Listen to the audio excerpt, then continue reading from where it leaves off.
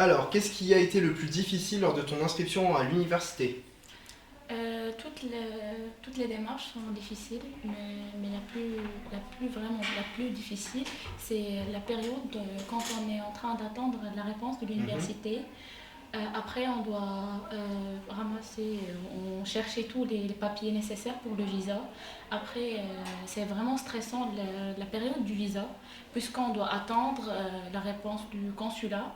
Et ça peut être favorable que défavorable. Et si c'est défavorable, on doit tout recommencer dès le début. Donc D'accord. c'est vraiment stressant. Et du coup, là, tu me parles de stress. Ouais. Donc, toi, la chose qui t'a stressé le plus lors de ton inscription, c'est ce que tu viens de me dire, ou il y avait d'autres choses comme le loyer, par exemple, les demandes de bourse ou des choses comme ça?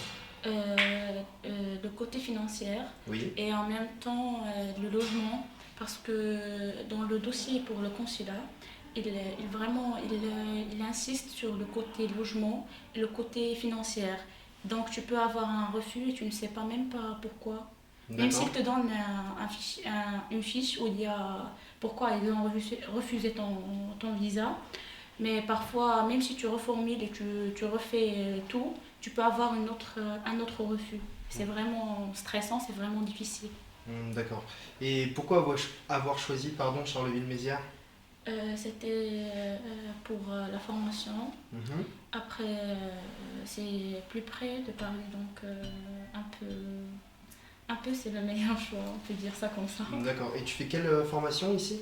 Je suis en L2, sciences pour ingénieur à l'ESI. D'accord, merci. Dans quelle formation vous êtes inscrit? Je suis inscrit en Master 1 en ingénierie de conception Et de quel pays vous venez? de la Côte d'Ivoire. Comment c'était la procédure de Côte d'Ivoire pour venir ici en France? En vérité, c'était pas vraiment facile.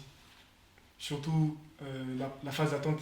Parce qu'après avoir postulé pour cette école, il fallait attendre que les écoles te répondent. Et moi, j'ai pris pratiquement 3 mois avec que des refus. Limite, c'était grave quoi. Mais après, il y a Charleville qui m'a envoyé une acceptation. Et voilà. Et les difficultés étaient administratives ou financières? D'abord administratif. Et ensuite financier parce que pour la démarche de visa, il fallait justifier les finances et aussi l'hébergement. D'accord. Et comment vous vous sentez ici à Charleville-Mézières? Ouais, je peux dire que ça va. Au départ, c'était un peu difficile, surtout au niveau température. Il fait froid. 36 degrés, -2, ouais. C'était chaud. Ouais. Bon, c'était froid. Ouais. Mais Et, ça va. vous comptez quoi faire après votre formation ici à Niloka?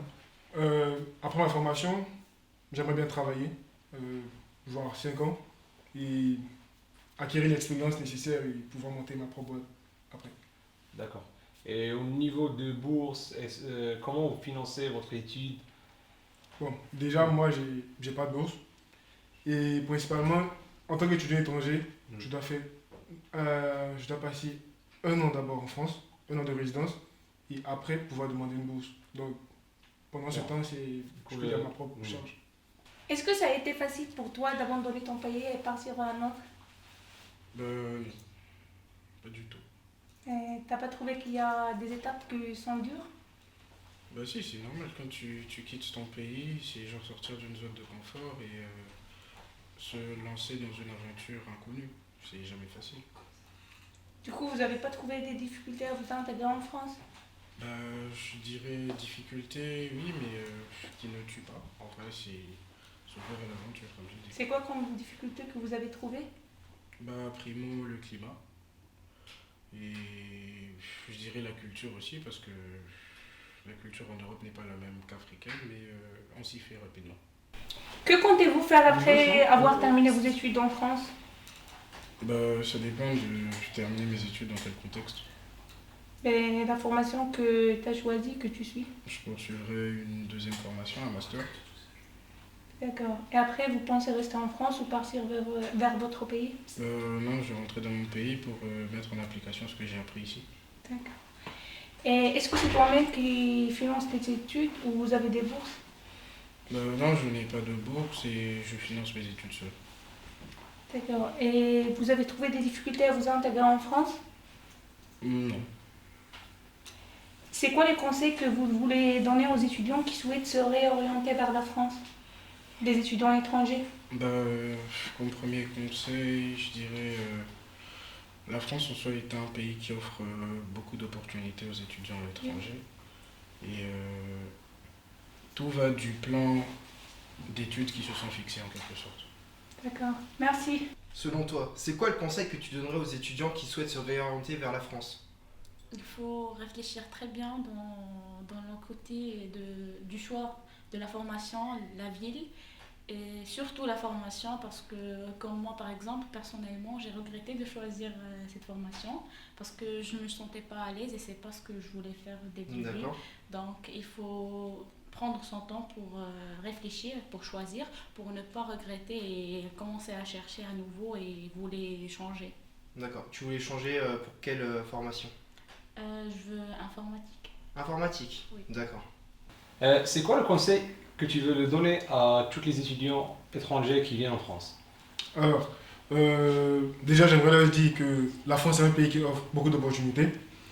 Et surtout, il faudrait qu'ils fassent bien leur choix de formation pour ne pas qu'ils aient à regretter ce dans quoi ils se sont engagés. Et cela leur permettra de mieux réussir. D'accord. Et comment tu te sens dans ta formation ici à Charleville-Mézières? Ouais, très bien même. Déjà, je ne m'attendais pas à avoir tout ce matériel-là. C'est beau. C'est beau. Awesome. 1, 2, 3.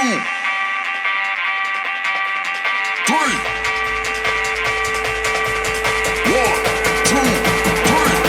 Let's go.